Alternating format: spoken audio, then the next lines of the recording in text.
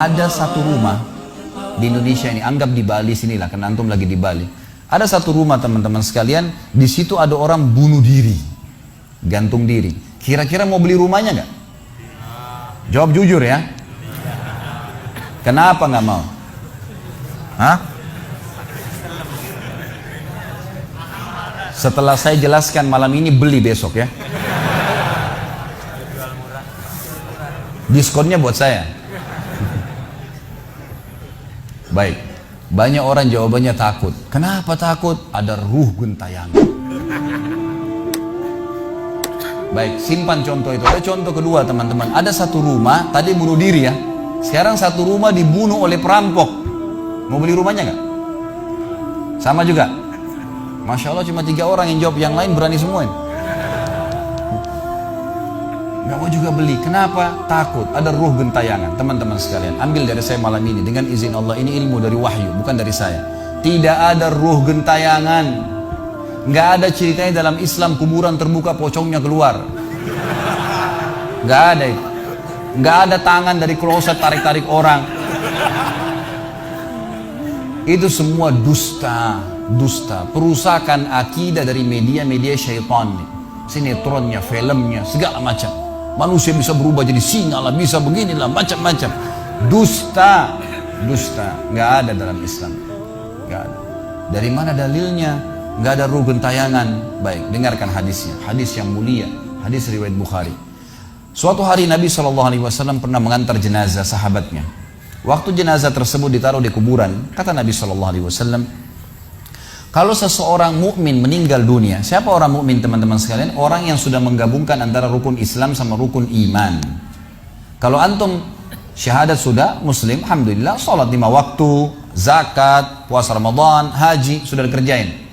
Ditambah dengan keimanan, yakin Allah ada, yakin malaikat ada mencatat, yakin diturunkan dalam Al-Quran, yakin ada Rasul yang mengajarkan Nabi Muhammad SAW, ada diterima pahalanya hari kiamat, maka itu namanya mukmin. Dengan ditambah dengan mengimani qada dan qadar. Kalau ada orang sholat, Allah ada nggak ya? Malaikat catat nggak ya? Hari kiamat saya terima nggak? Ini masih muslim, belum mukmin, masih level di bawah. Pertama muslim dulu baru mukmin. Makanya dalam hadis disebutkan ada iman, ada Islam, ada iman, ada ihsan, gitu kan? Ini level-levelnya. Nah kata Nabi SAW, kalau orang mukmin menggabungkan antara rukun Islam sama rukun iman, sholat yakin Allah ada, sholat begini dan seterusnya, maka akan datang kepadanya 3 sosok malaikat pada saat meninggal. Dan ini teman-teman bukan dongeng saya ceritakan, ini hadis Nabi, berita wahyu yang pasti kita semua akan saksikan. Demi Allah ini benar, ini wahyu, gitu kan. Malaikat datang, di kiri kanannya malaikat rahmah yang membawa kain kafan dari surga, yang satu malaikat maut diubun-ubun kepalanya sambil berkata, ya ayyatuhan nafsul mutmainnah irji ila rabbiki radiyatan mardiyah. Hai jiwa yang baik, keluarlah kepada rahmat dan pengampunan Tuhanmu. Kata Nabi SAW, ruhnya keluar lebih mudah daripada air dari mulut kendi, cepat sekali. Begitu keluar, belum sesaat keluar, ditangkap oleh malaikat rahmat, dibungkus dengan kain kafan dari surga, dibawa ke langit. Begitu dibawa ke langit, menembus 7 lapis langit, semua malaikat-malaikat di atas langit sana berkata, ruhnya siapa ini? Sungguh mulia ruh ini. Kenapa? Kata Nabi SAW, karena ruh itu mengeluarkan bau yang lebih wangi daripada bau kasturi. Semoga kita semua insya Allah termasuk. Maka kata Nabi SAW, malaikat rahmah mengatakan ini fulan bin fulan, namanya yang paling mulia di dunia. Lalu kemudian ditembuskan sampai langit ke-7, lalu kemudian malaikat terdengar suara dari langit ke-7. Allah Azza wa Jalla berkata, catatkan hambaku termasuk penghuni surga, kembalikan dia di dunia, di sana saya ciptakan, di sana pula saya akan bangkitkan. Diantar ruhnya bersamaan, jasadnya diantar oleh kerabatnya. Baru 3 langkah mereka jalan, dia masih bisa, ruh ini masih mendengarkan suara sendal mereka. Lalu malaikat datang mendudukkan dia lalu berkata, siapa Tuhanmu, siapa nabimu, apa kitabmu? Lalu dia kalau orang beriman, kata Nabi SAW, Allah berfirman, yuthabbitullahu alladhina amanu bil qawli tsabit fil hayatid dunya fil akhirah. Allah akan tetapkan jawaban lisan orang-orang beriman di dunia. Kalau dia belajari agama ini lalu ditanya, kenapa kau sholat, kenapa kau puasa, dia akan punya jawaban dari wahyu. Dan di akhirat, kata ulama tafsir, adalah yang dimaksud pertanyaan mungkar nakir atau malaikat di kuburan. Ringkas cerita adalah dia akan menjawab, Tuhanku Allah, Nabiku Muhammad, kitabku Al-Quran. Pada saat dia jawab jawaban itu teman-teman sekalian, maka tiba-tiba saja kata Nabi SAW, malaikat tersebut membukakan baginya pintu neraka, azab, siksaan, orang teriak-teriak, api yang berkobar-kobar, dia ketakutan. Kata malaikat, lihat dari apa Allah selamatkan dirimu.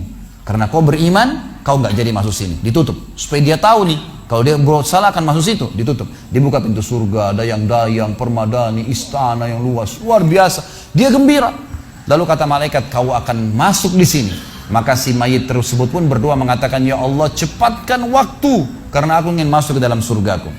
Lalu datang di sebelahnya orang yang tampangnya gagah, badannya bersih, wangi, saking sempurnanya kata jenazah ini. Ruh ini berkata, siapa kamu ini? Sungguh sempurna ciptaan Allah pada dirimu. Maka dia berkata, diam dulu. Maka dia berkata, gitu kan? Dia berkata, saya amal soleh akan menemani kau sampai hari kiamat. Insya Allah setelah riwayat ini kita sholat. Saya amal soleh akan menemani kau sampai hari kiamat. Maka kata Nabi SAW terdengar suara, ya, Allahu alam di sini disebutkan Allah atau malaikatnya, tapi yang jelas menyampaikan dari Allah Subhanahu Wa Taala, lapangkan kuburan hambaku ini seluas pandangan matanya, dan bukakanlah pintu surga baginya setiap pagi dan petang dia melihat. Maka jadilah kuburannya taman dari taman surga sampai hari kebangkitan. Baik. Sebaliknya kata Nabi SAW, kalau orang fasik, siapa tadi fasik? Muslim yang masih berbuat maksiat. Teman-teman hati-hati. Jangan kena mengandalkan sudah syahadat kemudian bebas berbuat dosa. Hati-hati. Fasik dan orang kafir proses matinya sama. Kata Nabi SAW, orang fasik dan orang kafir akan datang kepadanya 3 malaikat. 2 malaikat azab di kiri kanannya, 1 malaikat maut di bunuh-bunuh kepalanya yang berkata, hai jiwa yang busuk, keluar kepada kemurkaan Tuhanmu. Maka ruhnya berantakan di tubuhnya, tidak berani keluar. Lalu malaikat maut menariknya dengan keras, ibaratnya seperti bulu domba yang dibasahkan, dililitkan di pohon berduri, lalu ditarik dengan keras sehingga berantakan bulu domba itu. Keluar, belum sesaat keluar ditangkap oleh malaikat azab, dibungkus dengan kain kafan dari neraka, dibawa. Baru langit pertama nggak dibukain pintu oleh para malaikat. Lalu malaikat langit berkata, siapa ruh ini? Sungguh buruk ruh ini. Kenapa? Kata Nabi SAW, karena ruh itu mengeluarkan bau yang lebih busuk daripada bau bangkai. Wa na'udzubillah.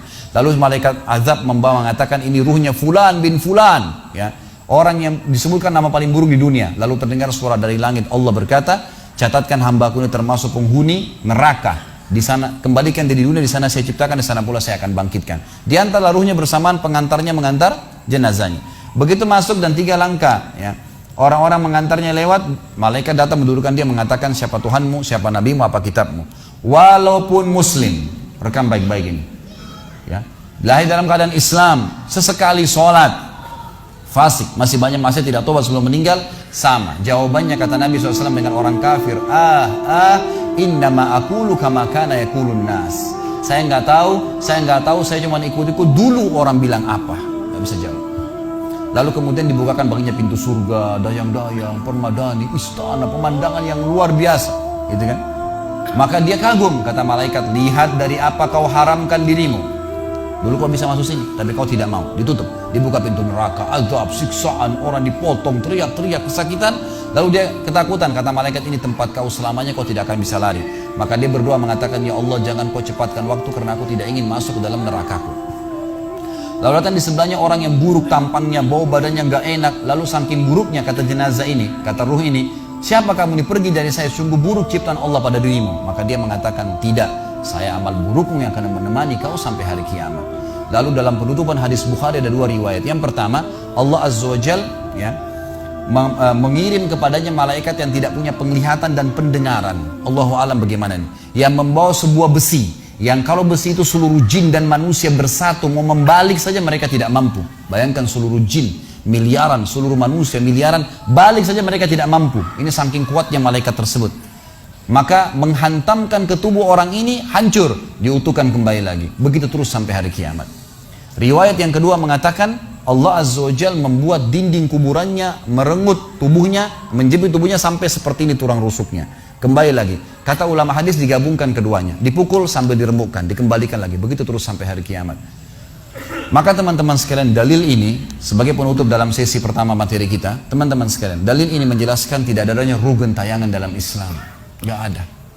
Kita tarik ke contoh tadi, orang yang bunuh diri tadi berdosa besar bukan? Dosa besar. Berarti dia meninggal sekarang di kuburan lagi disiksa. Nggak ada ceritanya keluar ganggu orang atau balas dendam. Gak ada waktu. Hancur, remuk, dikembalikan lagi. Begitu terus. Kemudian juga sama. Orang tadi contoh kedua yang dibunuh sekeluarga. Kalau dia muslim maka dia mati syahid. Matinya mulia bukan? Mulia. Berarti lagi nikmatin kuburannya taman dari taman surga. Nggak ada ceritanya tuh mereka keluar lagi ganggu orang. Gitu kan. Jadi mulai sekarang beli rumah yang banyak dianggap keramat tuh.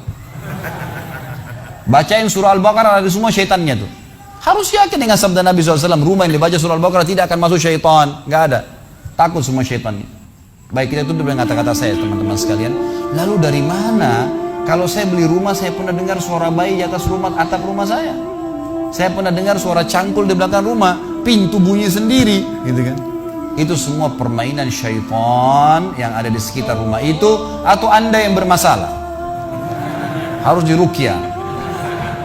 Dibacain ayat, ada sihirnya tuh. Mungkin pernah mandi dulu ilmu kebal, mungkin pernah ini, mungkin pernah bersemedi, apalah macam-macam yang khurafat ini, maka dia harus diruqyah. Jadi harus diobatin. Baik, begini contohnya. Kalau kita lagi lewatin tadi rumah yang orang ada bunuh diri, ini kalau ada syaitan di sini marah dengan saya, tapi saya nggak peduli. Memang dia musuh kita. A'udzubillahi minasyaitonirrajim. Gitu kan. Allah hancurin mereka. Gitu kan. Yang jelas teman-teman sekalian, kalau kita lewat di rumah yang ada orang bunuh diri, gitu kan. Misal pagarnya 10 meter, begitu kita jalan 1 meter pertama, semua syaitan itu ngerumunin kita tuh. Tuh yang bunuh diri itu perempuan, matanya belalak, rambutnya panjang, keluar darah dari hidungnya. Terus dibisikin. Orang yang takut, manusia yang takut, maka pada saat dia balik ke tempat yang tadi syaitan bisikin dia itu, dia lihat betul nanti perempuan tuh. Karena dia takut, jadi dia bisa lihat. Yang takut saja bisa lihat, yang tidak takut tidak bakal lihat. Makanya kalau ada temannya jalan di sebelah nggak takut, tanya, kau lihat nggak? Dia bilang nggak. Kalau dia bayangkan nenek-nenek, dia lihat nenek-nenek temannya. Permainan syaitan. Maka orang beriman mustahil melihat yang seperti itu. Nggak ada ceritanya. Atau dasarnya orang itu kena sihir tadi. Maka bisa melihat penampakan karena ada syaitan yang mengganggu dia, dan dia dasarnya membuka diri untuk itu. Makanya harus ruqyah, obat. Gitu kan? Ada metode pengobatan, tentu bisa lihat di YouTube, ada ceramah saya, ruqyah syariah. Ya, nama saya diketik, insya Allah ada tata cara yang sudah saya ajarkan caranya mengobatin itu. Tapi yang jelas itu semua permainan syaitan, teman-teman sekalian. Dan inilah poin pertama, pintu pertama untuk takut kepada Allah Subhanahu wa taala. Artinya semua selain Allah dalam makhluk jangan pernah takut dengan mereka. Syaitan pun yang biasa dianggap menakutkan bagi manusia itu dusta semua. Sampai sabda Nabi SAW mulia, hadis Bukhari, siapa yang membaca Bismillah, Bismillah, maka syaitan yang ada di sekitarnya menjadi kecil seperti lalat. Jadi orang yang gambarkan syaitan besar itu tidak benar semua. Kata Nabi SAW dalam hadis Bukhari yang lain, siapa yang mau masuk ke rumahnya lalu dia baca Assalamualaikum, salam warahmatullahi wabarakatuh, syaitan di sekitar rumahnya berkata kepada teman-temannya, tidak ada tempat nginap buat kalian malam ini. Salam saja sudah jadi benteng, nggak bisa masuk. Kalau dia makan dengan baca Bismillah, ya, dia baca Bismillah, maka syaitan berkata lagi sama teman-temannya, tidak ada makan malam buat kalian malam ini. Nggak bisa cuy. Dan syaitan tidak bisa membuka dan menembus tembok atau pintu manusia. Dusta semua itu tembus tembok, tembus pintu, dusta. Karena Nabi SAW yang bilang, syaitan tidak bisa membuka kembali pintu yang ditutup oleh manusia. Syaitan tidak bisa membalikkan, ya, panci yang sudah ditutup oleh manusia. Maka padamkan lampu kalian, tutuplah panci-panci kalian, karena syaitan bisa menunggangi makhluk yang lain. Sebagai penutup hadis Nabi SAW, pernah ada seorang sahabat membawa tikus ditangkap malam hari. Pada saat ditangkap tikus tersebut, lalu sahabatnya tidak bunuh, dipegang sama dia, dibawa ke masjid. Dia bilang, ya Rasulullah, ini tadi, ya, saya tangkap di rumah saya apain hewan ini? Boleh saya bunuh atau enggak? Kata Nabi SAW, jadi tikus itu sambil ditahan oleh sahabat. Kebetulan Nabi SAW punya tikar yang dipakai sholat, di sebelahnya ada lilin kecil, minyak dengan api, gitu kan. Lalu tikus ini sementara Nabi SAW bicara sama sahabat, lepas, menyentuh, ya, lilin Nabi SAW, lalu tumpah minyaknya di sejadah, di tikarnya Nabi, terbakar.